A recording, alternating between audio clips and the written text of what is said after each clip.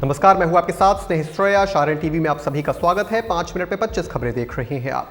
Trump ने कहा, मैंने टैरिफ की धमकी देकर कई देशों का युद्ध रुकवाया। कहा, अभी अमेरिका अपनी पूरे इतिहास में सबसे अमीर, सबसे मजबूत और सबसे सम्मानित देश है।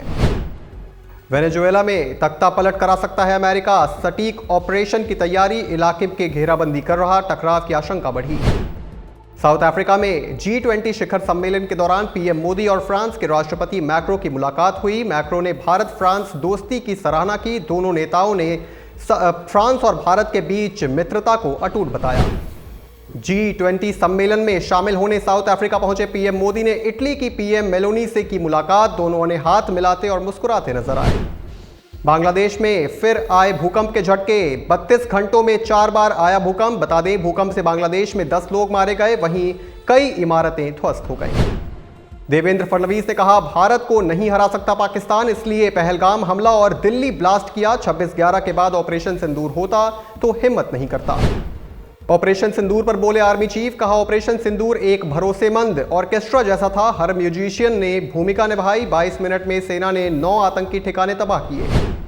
कर्नाटक कैबिनेट विस्तार और नेतृत्व बदलाव की चर्चाओं के बीच सीएम सिद्धरामैया ने कांग्रेस अध्यक्ष मल्लिकार्जुन खड़गे से मुलाकात की और अटकलों को खारिज करते हुए कहा कि अंतिम फैसला कांग्रेस हाईकमान ही करेगा। गुजरात के मुख्यमंत्री भूपेंद्र पटेल ने कच्छ को एक बड़ा तोहफा देते हुए 502 करोड़ रुपए विकास परियोजनाओं का उद्घाटन किया। सड़क, आवास और शिक्षा पर दिया गया है विशेष ध्यान।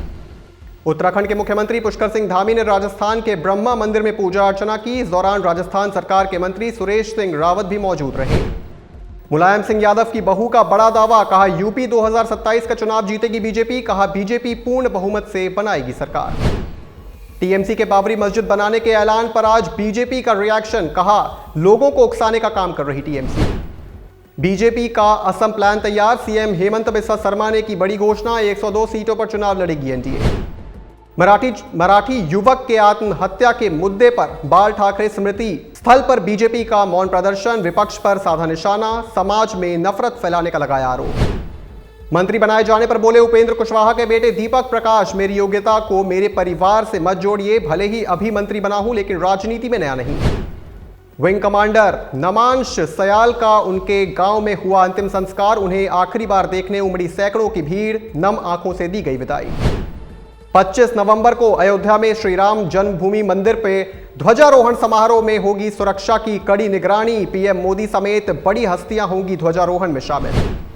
उत्तराखंड के अल्मोड़ा में स्कूल के पास 20 किलो विस्फोटक बरामद। बच्चों ने देखा, फिर टीचर पुलिस को बताया। आसपास के इलाके में तलाशी जारी।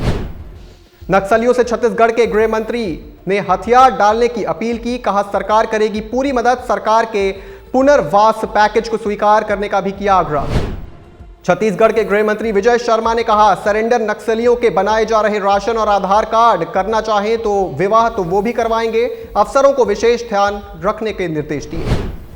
विधायकी गई तो फिर से ब्लॉगर बने तेज प्रताप यादव। लिखा, कुछ भी आसान नहीं। यूजर्स बोले, इंडिया को पहला यूट्यूबर मिला जो वाइस सिक्योरिटी से चलता है।